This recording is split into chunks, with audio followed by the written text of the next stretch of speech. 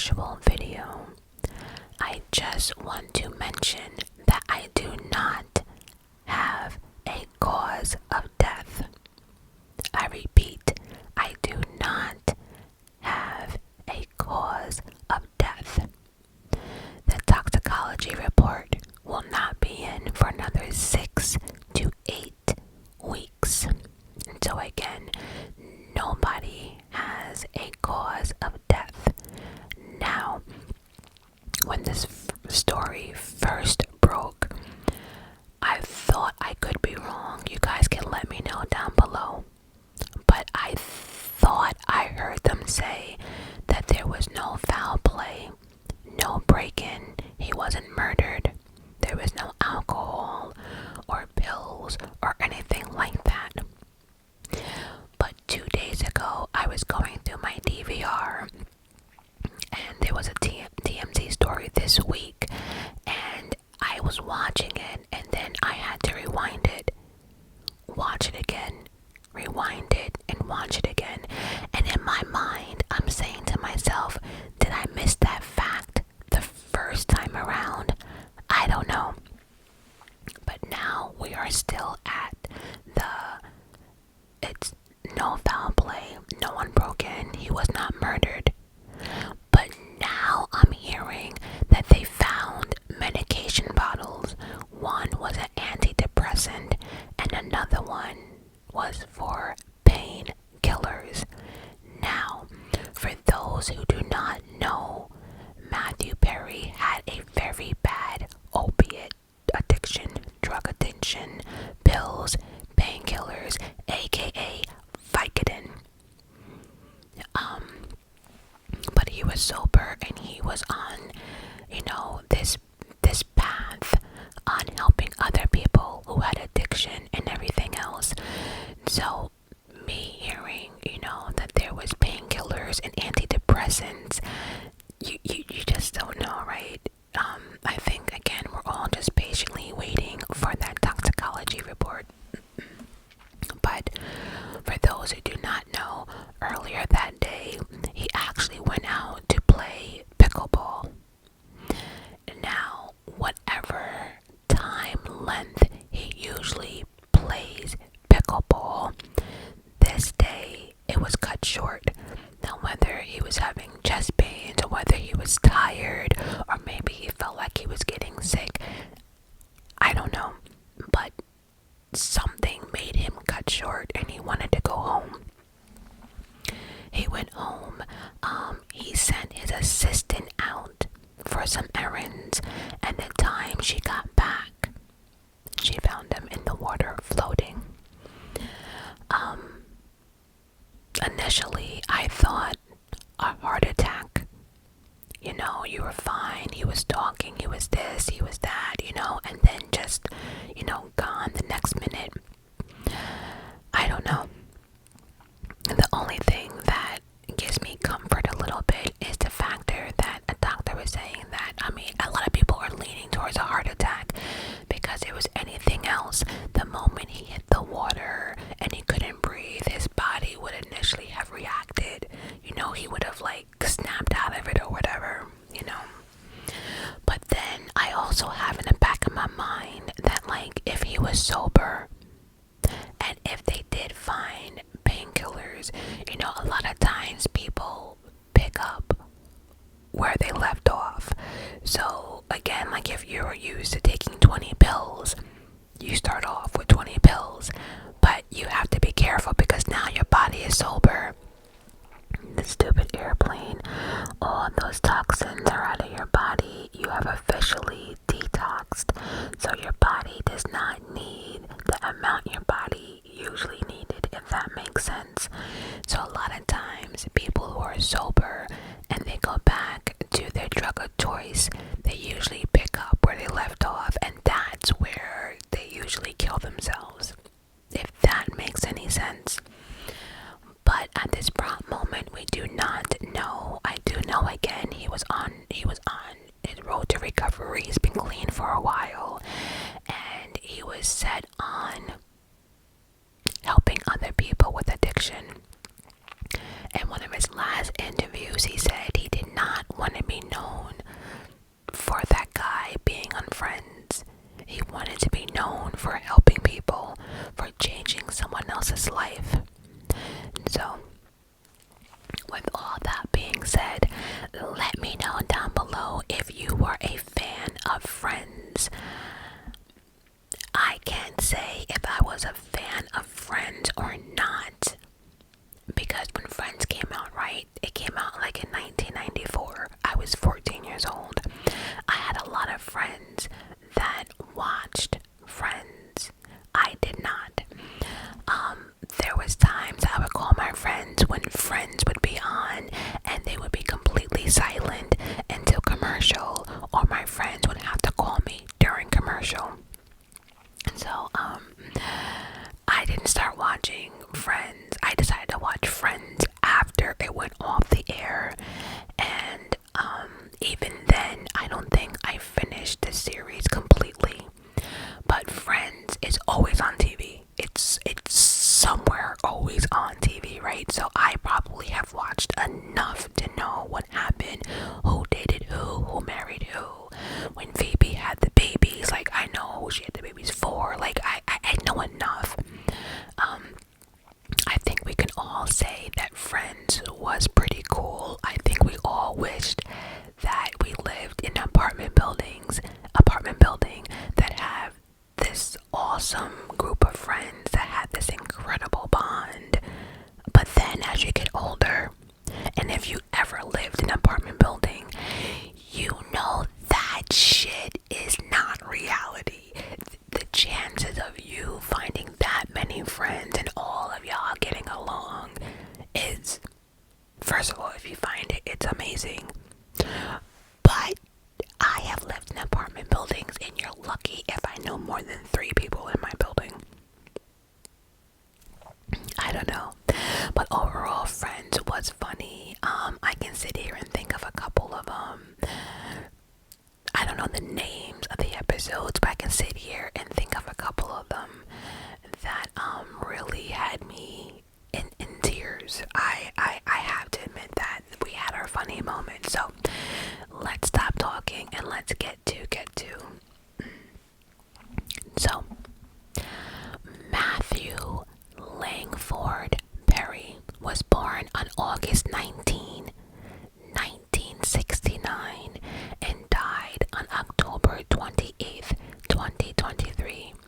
He was 54 years old. He was an American and Canadian actor. He starred as Chandler Bing on the NBC television sitcom Friends from 1994 to 2004. He also appeared on Ally McBeal in 2002 and received Primetime Emmy Award nominations for his performance in The West Wing in 2003 and The Ron Clark Story in 2006. He also played a leading role in the NBC series Studio 60 on the Sunset Strip from 2006 to 2007.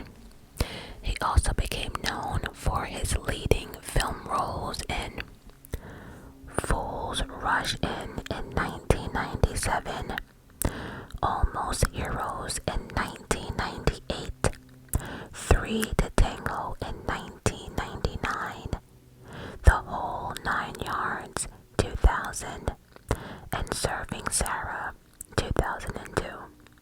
Oh, and The Whole 10 Yards 2004, and 17 Again 2009. So his resume is pretty good, you know. And of course he's done some other things, you know. And so he was born in Williamstown, Massachusetts. His mother was a Canadian journalist. His father was an American actor and former model. Matthew's parents separated when he was 1 year old, and his mother married Canadian broadcast journalist Keith Morrison. Now, everyone, well, you should if you watch the news or whatever, but many people know who Keith Morrison is, and I knew. And the moment I heard about Matthew Perry, my heart dropped, because I said to myself, oh my God, is Keith Morrison really gonna cover his stepson's murder? Not murder, but death. Excuse me, not murder, but death. Not murder, not murder. When I make myself clear, I meant to say his death. He was raised by his mother mostly in Ontario, but also briefly lived in Toronto and Montreal.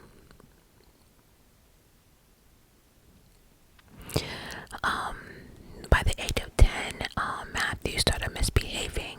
He stole money, he smoked, let his grades slip, and beat up fellow students. And future Canadian Prime Minister Matthew Perry later attributed this to feeling like a family outsider who did not belong when his mother began having children with Keith Morrison. Writing, I was so often on the outside looking in. Still that kid up in the clouds on a flight to somewhere else, unaccompanied.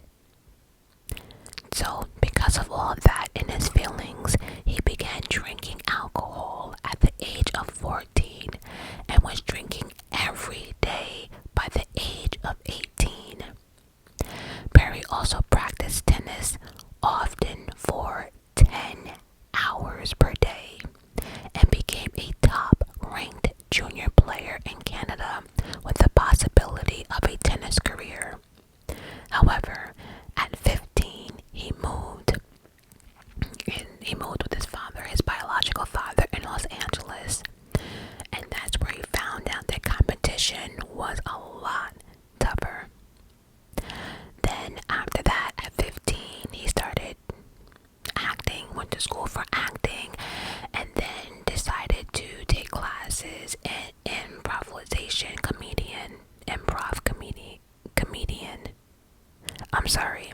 improv comedy classes in LA. You know, a lot of people took improv comedy classes. That's how a lot of people got started in comedy. I'm telling you, if you look up like your favorite comedian actor, a lot of them took improv comedy classes.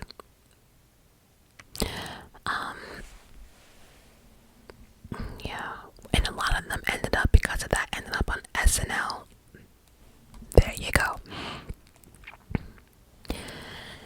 And so, let's jump ahead real quick. So, after now, like I said, he took his improv comedy classes, he took acting classes, and now Matthew Perry wants to be an actor. But everyone understands it's not as easy as everyone thinks it is. He was struggling. He was only getting like little roles and getting a paycheck here and there, but he had nothing solid.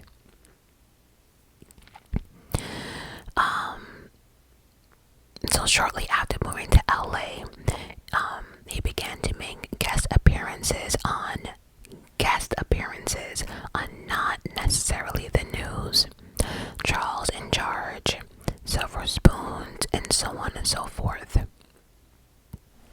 And then in 1989, he had a 3-episode arc on Growing Pains. But then his character got killed when he was somebody's boyfriend, and he was killed in a drunken driving accident on the show. So my point is, he was making guest appearances, but he was kind of struggling as an actor because that was not paying the bills or anything like that. Ignore my stomach, we are hungry. So Matthew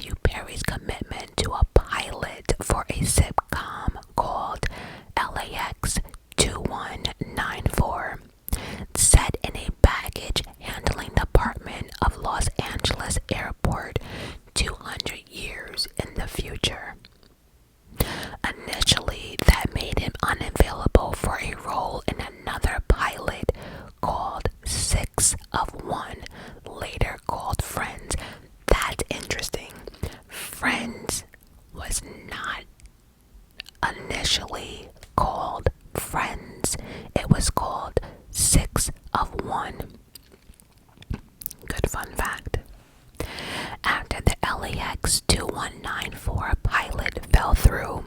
He had the opportunity to read for a part in 6 of 1, aka Friends, and was cast as Chandler Bing. He was the youngest member of the main cast at the age of 24. After making the pilot and while waiting for the show to air, Perry spent the summer of 1993 performing at the Williamstown Theatre Festival alongside Gwyneth Paltrow. Excuse me.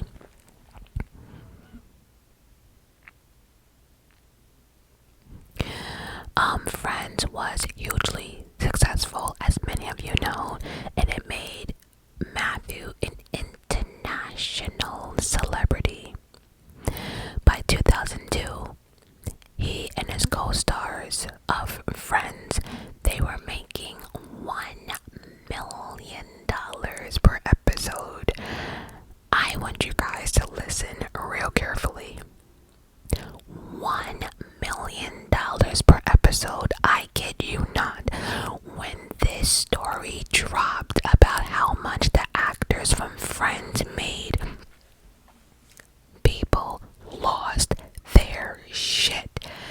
This cast, it's so funny because this really caused a lot of controversy around that time, because there had been a lot other sitcoms that had been out longer than Friends, and it was like, well, why do they get $1 million per episode, right? That was never heard of.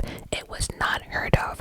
But that just goes to show you how big Friends was. People loved the show. The ratings were sky high, and it gave the actors an opportunity to be the first ever to make $1 million per episode. And so, yeah. So anyway, let's jump into the life and recovery legacy of the actor. So, Matthew Perry had been very open about how he nearly lost his life to addiction in a wide-ranging interview in 2002. He shared the incredible story of how he survived and how that experience inspired him to ask the questions, why am I alive? Ultimately, the answer to that question was to help others who struggle with addiction and alcoholism. As Perry shared in that same interview, quoting, "The best thing about me is that I can help people if they ask me to. Wonderful things happen in my life. I'm incredibly grateful for all of them. But that's a ticket for me. Is helping people on a large scale, or helping one guy and seeing the light turn on him and understanding what is happening." And see, again, it's coming up. Matthew Perry created the Perry House in Malibu, a sober living facility for men. And from my understanding, as I'm reading his book, he currently just did not want to do sober facilities just for men. He was planning on doing it for women and for teens. But again, you do have to start somewhere, right? He also wrote the play The End of the Longing, which was an effort to share his personal experience with alcoholism with others who might struggle with it as well. In an early 2015 interview with The Hollywood Reporter, Perry said, "I've had a lot of ups and downs in my life. I'm still working through it personally. But the best thing about me is that if there is an alcoholic or a drug addict that comes up to me and says, 'Will you help me?' I will say yes. I will always say yes. Yes, I know how to do that."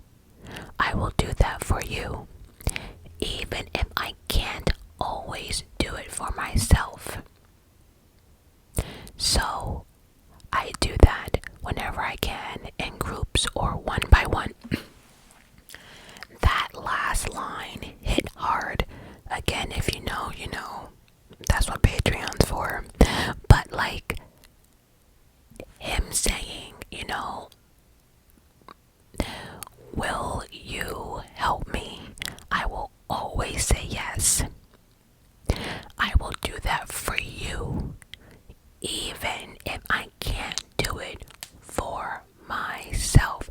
So basically saying, even if I can't stay sober, I'm gonna do it for you. I'm going to help you no matter what. Even though I can't help myself, I'm going to help you. That's, yeah. The following quote has been attributed to Perry and offers a pungent of how he might want to be remembered. When I die, I know people will talk about friends, friends, friends, and I'm glad of that. Happy I've done some solid work as an actor, as well as giving people multiple chances to make fun of my struggles on the World Wide Web. But when I die, as far as my so-called accomplishments go, it would be nice if friends were listed far behind the things I did to try to help other people. I know it won't, but it would be nice. And so again, like he loved friends. Friends opened up a lot of doors from him. He's not saying anything about friends, but he wanted to be remembered as helping people. That's it, just helping people. You know, he don't care if people make fun of him and his addiction. He don't care. You know, he just wanted to be known for helping people, and that says a lot about his character. And then it says, I felt it really was time to help people. That's why he opened up about his addiction in his memoir, and why he was opening up about his addiction on TV and interviews and stuff. So Matthew's drug addiction started with opiates, the same way it did for millions of Americans. Following an accident in 1997, he was prescribed painkillers and became addicted to them. He explained at one point his addiction got so bad that he was taking 55 pills per day. His addiction got so bad that he was taking 55 pills per day while filming his hit show Friends. I didn't know how to stop, he explained. The actor stated in his memoir, Friends, Lover, and the Big Terrible Thing, by describing the time he nearly lost his life before his 50th birthday. He recalls being admitted to the hospital with a perforated stomach, meaning it was protruding out, like his stomach was big, and doctors giving him minimal chances of survival. I was put on a thing called ASMRmajestic, a machine which does all the breathing for your heart and lungs, and that's what they called a Hail Mary. No one survives that. There were 5 people put on ASMRmajestic machine that night, and the other 4 died. I, however, survived, he explained. However, that one event wasn't the first nor the last for Matthew. Drug addiction is a hard disease to beat. The actor explained that he'd been in rehab 15 times and had undergone no less than 14 surgeries to try and fix the damage he did to his stomach lining over the years with alcohol and opiate abuse. That's one thing I do want to emphasize definitely in this video. That, of course, no one should be doing drugs, drugs is bad, we know that, right?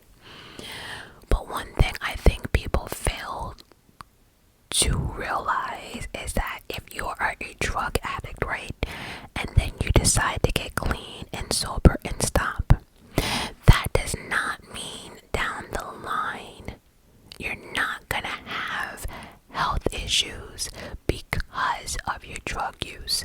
So just because you stop doesn't mean it necessarily ends there. That's not the case sometimes. Sometimes that alcohol has done so much damage that you have seizures, you have this, you have that, you might have like liver failure or something like that. Even if you stop drinking, right? You still sometimes have messed up your organs and body. Sometimes even after people stop drugs, they still have like gum problems and teeth problems and stuff. So just because you stop and get sober, right? Stop drugs or get sober, that does not mean you won't have issues down the line because of your drug use. Not all the time, but a lot of times you do have lingering issues because of the drug use. So what am I saying? Don't do drugs. Period. I know, like, sometimes easier said than done, but again, if anyone can help it, it's just a unbreakable cycle to something you just do not want to,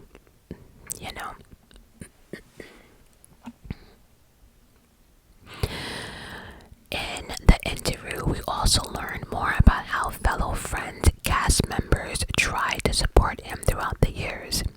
He described them as understanding and patient, honest about his relapses. The actor admitted to having done his best work while in recovery. Season 9 was the year that I was sober the whole way through. And guess which season I got nominated for Best Actor? I was like, that should tell me something. And another thing too, Matthew Perry had this rule that he would not drink or pop pills while on the set of Friends, right? But the problem is he would come to work hungover. He would take the pills at his house and then come to work high as hell. So although he had that rule of not doing it at work, people still knew what was going on. And the Friends cast members, some of them didn't admit that they were young themselves. They were not equipped to deal with a situation like this. But I remember one time one of them came up to him and said, "We know you're struggling." And Matthew was like, "How?" I thought I was hiding it very well. And they were like, "No, we can smell it. It's coming through your pores. You're always sweating. You look high. You're dozing off." There was times that they had to skip his part for a while and come back because he was so out of it that there was no way he can do his lines. There was another project that he was doing while he was on his drug addiction moment, and his slurring was so bad that they actually had to dub over his lines in that movie because he was just a mess.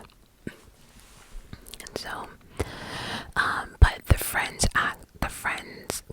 cast members did say that they did try to help, but he didn't want any help, and it was clear it was out of they didn't know what to do,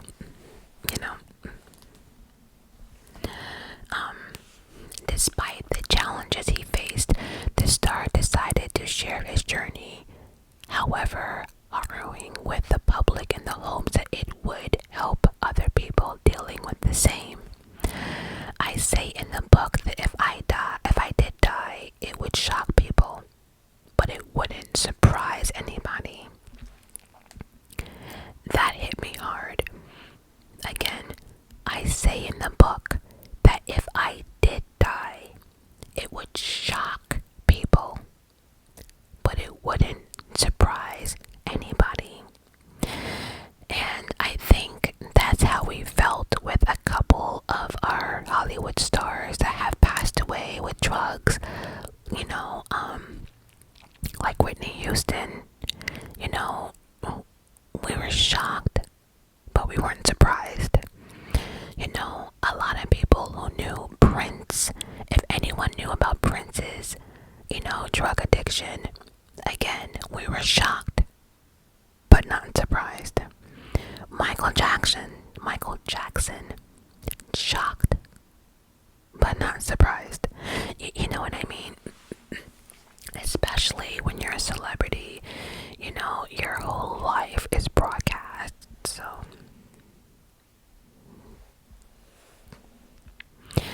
And so, like I said, if I die, it would shock people, but it wouldn't be a surprise to anybody, he admitted. And that's a very scary thing to be living with. So, my hope is that people will relate to it and know that the disease attacks everybody. It doesn't matter if you're successful, not successful, white, black, Indian, Spanish, it does not matter. The disease does not care whether you're 10, whether you're 15, it doesn't matter. So, for Matthew Perry, ill health in the past was an incentive to stay sober, particularly the scars from the numerous surgeries he had to go through. That's a lot of reminders to stay sober, he explained. Was Matthew Perry sick with the disease of alcoholism and addiction? And had he fully left the illness behind him? While he declined to tell the interviewers how long he'd been sober, the actor acknowledged how important the lesson he learned over the years were. According to him, everything starts with sobriety, because if you don't have sobriety, you're going to lose everything that you put in front of you. And that's true. Also, too, I kind of respect him not wanting to answer how long he's been sober for, because, you know, once the media or people get a hold of like that number, it's like it's more pressure on the addict who's trying to stay clean. It's just way too much pressure. Everything will be in the magazines, and God forbid, like, you're drinking something, people might think it's wine. It's just, you know, and I don't know, I understand him not wanting to announce how long he's been sober, because you know what? Because at least if you fall off, right, you don't have the whole world saying, oh my God, you only lasted 2 months. Oh my God, you don't need that, you know. So I definitely understand why he kept that to himself.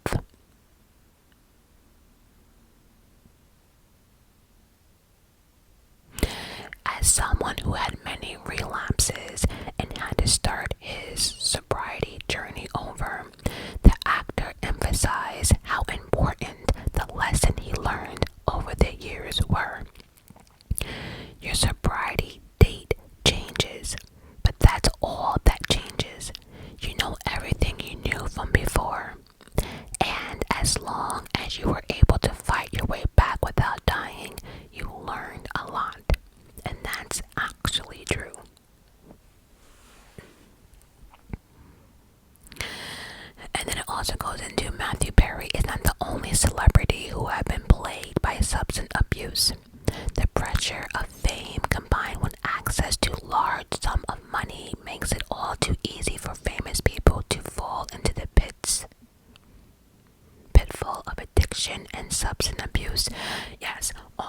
like when, especially with the younger stars, like who start getting money when they're young, like when they're 15, 16, 17, you know, they think party, party, party, party, party, and you know.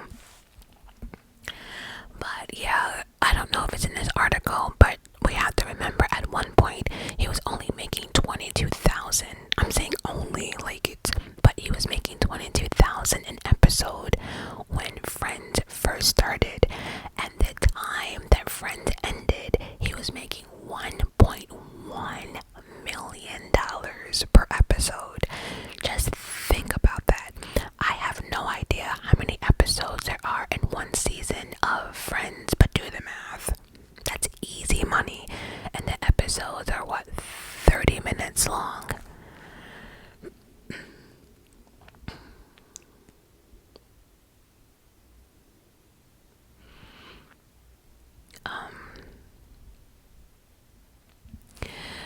Yeah, there was another article though. I wanted to read. I think it was this one. Oh, no. It was this one. Alright, so throughout his book, like I said, he talks about, you know, his time at Friends. He was getting, like I said, 22,500 for one episode, and towards the end he was making 1.1 an episode.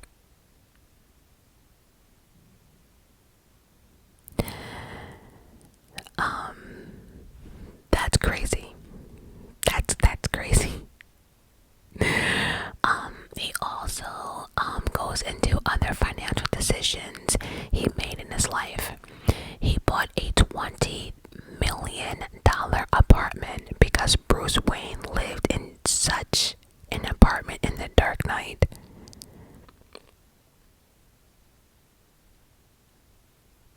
He also paid $2 million for Almost Heroes, Chris Farley's final movie, and I have to admit though, he did say that Chris Farley's death hit him hard. About Farley's death in 1997, Perry wrote, "His disease had progressed faster than mine. Plus, I had a healthier fear of the word heroin, a fear we did not share. I punched a hole through Jennifer Aniston's dressing room wall when I found out I had to promote Almost Heroes 2 weeks after he died. I found myself publicly discussing his death from drugs and alcohol, and I was high the entire time." One thing about Chris Farley that I remember from that Autopsy show, that it wasn't, it was much of the drug, but he also did not take care of himself. As far as like this man would eat anything, Chris's eating habits were out of this world, and he just put on the pounds and the pounds and the pounds and the pounds and the pounds. Again, when you are a celebrity and you have money, you have access to everything, whether it's alcohol, whether it's drugs, whether it's prostitutes, and whether it's food.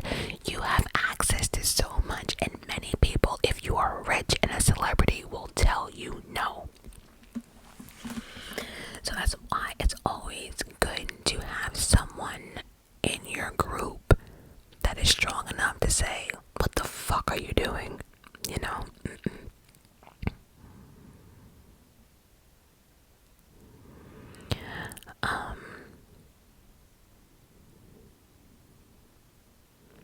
So anyway, he just goes on to list, like, you know, basically just saying, like, he had all the money, but he still wasn't happy.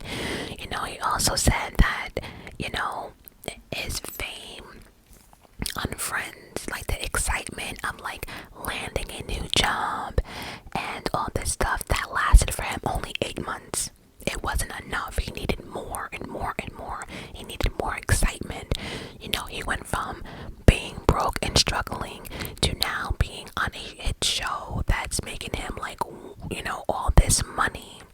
He's now getting other, you know, deals and stuff, and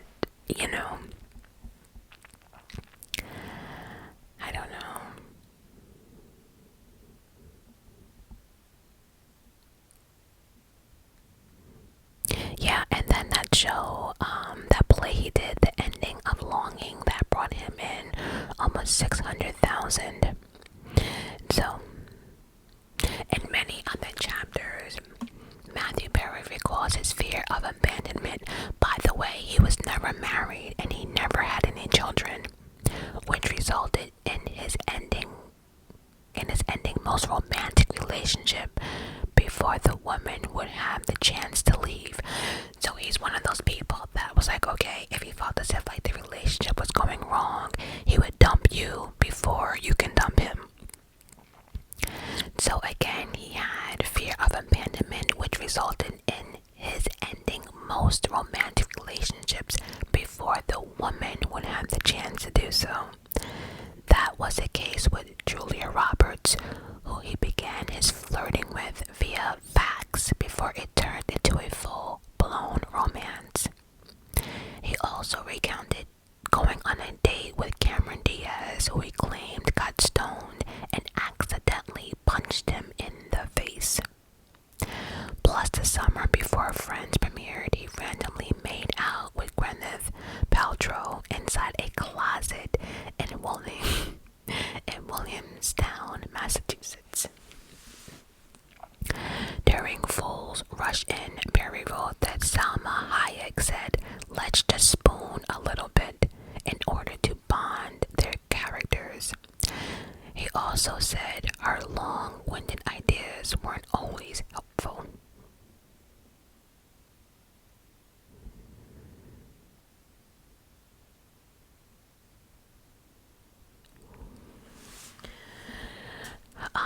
He wrote a bit about his crush on Valerie Bertolini, who was married to Eddie Van Allen, claiming that they did have a long, elaborate makeout session one night while her husband was passed out.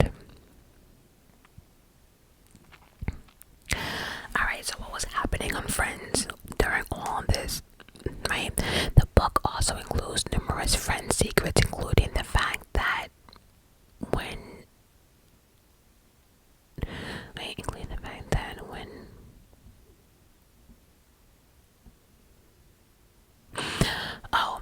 so what he's saying, when he was on Friends, there's a fun fact that I guess the way Chandler spoke in Friends, that character he made up as when he was a kid.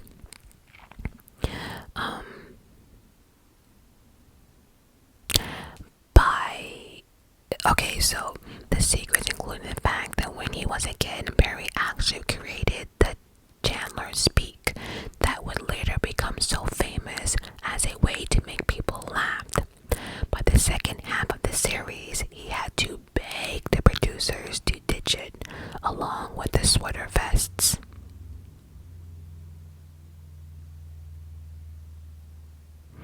That particularly Candace, could it be more annoying? It had been so played out that if I had to put that anyway, that's narrow say. He just talking about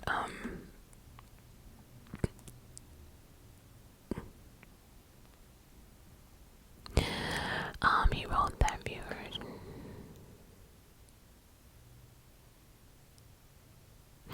Okay, so at this point in Friends, he was becoming a problem because at one point, they would have to shoot his part, wait for him to come back from rehab, make sure he was able to do this, make sure he was able to do that, right?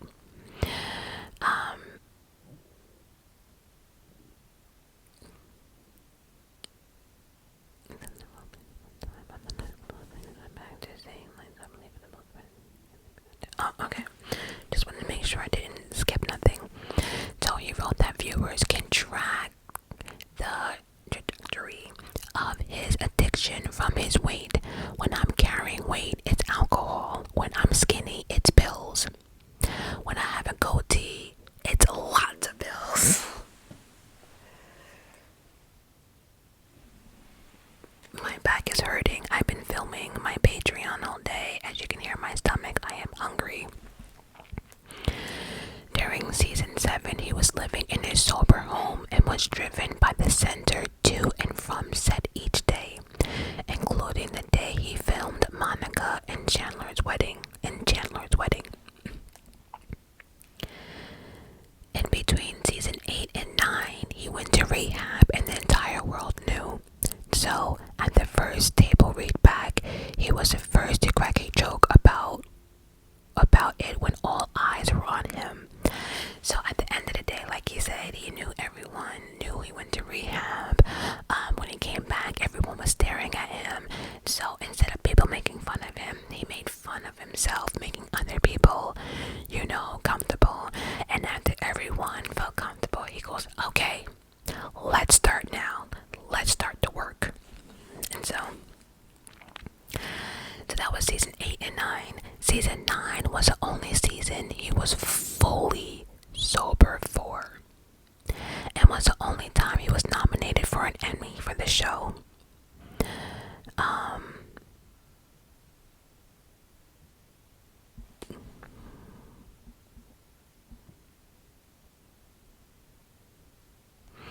Yeah, so at this time, everyone was congratulating him. His co-stars were happy that he was getting help. He went through a whole season of not missing work, not being late, knowing his lines. You know.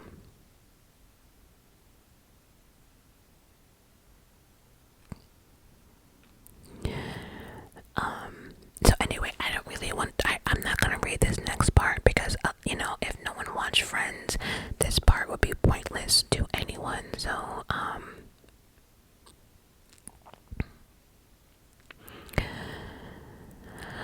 alright, so he also did a movie called Serving Sarah after season 5 of Friends.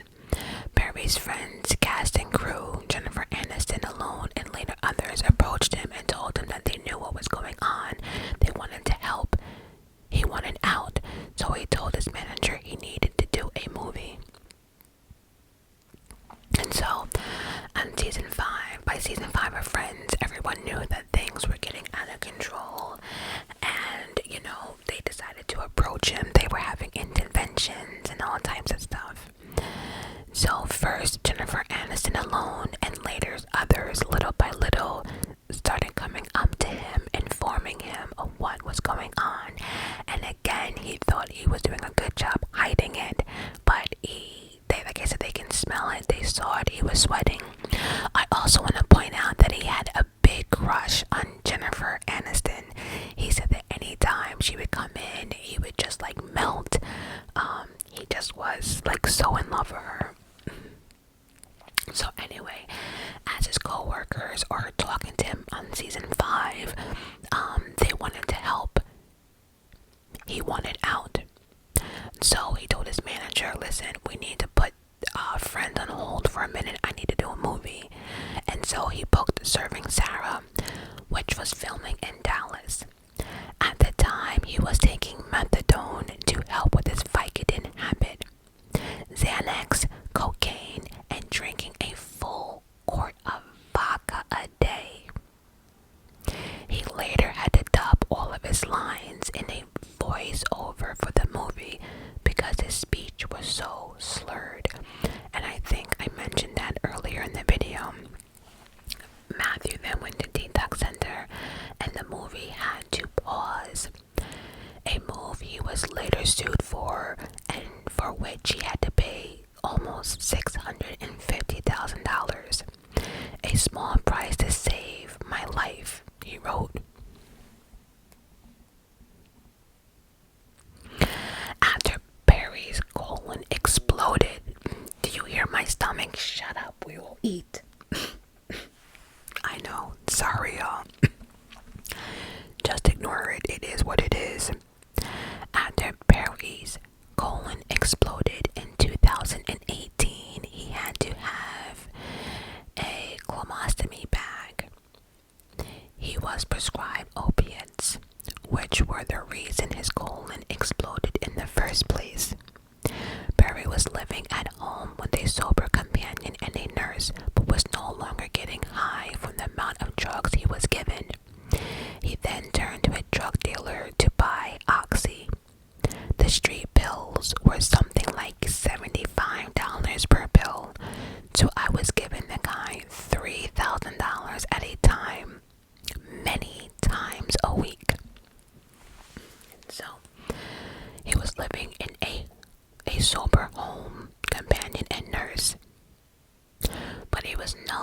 start getting high from the amount of drugs he was given. So I guess he knew at this point there was no point of like trying to get high off his medication because he could not get a refill. It was just too much. So he decided to turn to a drug dealer on the street to find his drugs. On the street, it was $75 per pill. So he was giving a guy $3,000 at a time, many times a week. He was sent to rehab when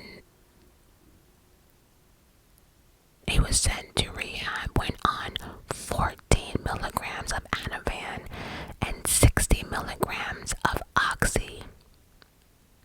His tests also showed that he also had fentanyl in his system. One night in treatment, he wandered into the hallway. I'll never be able to fully explain what happened next, but all of a sudden, I started slamming my head against the wall as hard as humanly possible. There was blood everywhere. After about 8 of these mind smashing my head, somebody must have heard me and stopped me and asked the only logical question: "What are you doing that for?" I gazed at her and looking like Rocky from the movie. From every last scene, I said, because I simply couldn't think of anything better to do. So, fun fact, did you know that Matthew Perry had to get all new teeth? Well, shortly before the Friends reunion filmed, Perry was feeling great and had even quit smoking after a few sessions of being hypnotized. I don't know how I feel. Hold on a second. My stomach is really like... I don't know how I feel about like people being hypnotized to stop smoking or to lose weight or to eat or something, right? I don't know.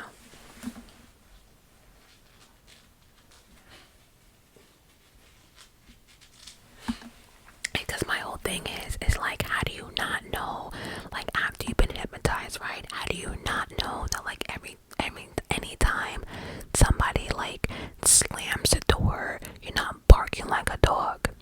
I don't know. But anyway, shortly before the Friends reunion, Perry was feeling great and had even quit smoking after a few sessions of being hypnotized. At one point, he was smoking 60 cigarettes a day. 60 cigarettes a day. 60 cigarettes a day. That's 3 packs a day. That's 3 packs a day. However, he then had a dental emergency. I took a bite into a piece of toast with peanut butter smeared on it, and all my top teeth fell out. So again, you remember how I said even if you're sober or not, sometimes down the line you will be dealing with health issues because of the abuse you did with drugs and alcohol. This seems to be one of them. He bit into a peanut butter smeared on a piece of toast and his top teeth fell out. Yes, all of them. A quick pop to the dentist was in a short order. I am, after all, an actor and should have all my teeth in my mouth, not in a baggie in the pocket of my jeans. Could you have imagined biting into something and all your teeth fall out, all of them? Could you imagine that?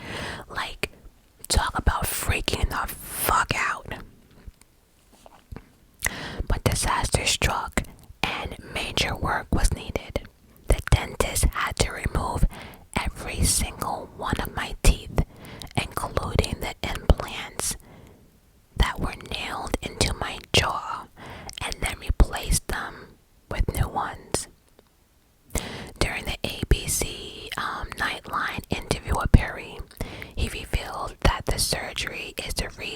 speech is slurred on the reunion, as the operation took place days before the HBO Max special filmed. And why am I going to go look at that and see if it was slurred? I am, and I know I'm not the only one who's gonna be looking at that as well. So guys, all in all, that's really all that I have for this Matthew Perry story. Like I said, he was never married. He was engaged, but it was called off. He never had any children. So again, it seemed as if he was getting his life together. He played tennis. He was getting into pickleball. Like I said, that last pickleball thing, he wasn't feeling the greatest. He cut it short. He came home, sent his assistant out to do something, come back. She found him in the water. I don't know. I do know that they did have the funeral, and I do know that all of the Friends cast members were there. It was something really small, and at the end of the day, this story really sucks. He seemed like a good guy, and I'm gonna honor it, and we're gonna leave this video off by saying he was placed on this earth to help people, and that's what he wanted to do. And the fact that he has this sober living house that he built for men in Malibu, that just goes to show you what he was gonna do with the rest of his life. Like he said, whether he can help himself or not, he was willing to help other people. And we need more people like him in this world. If you can't even help yourself,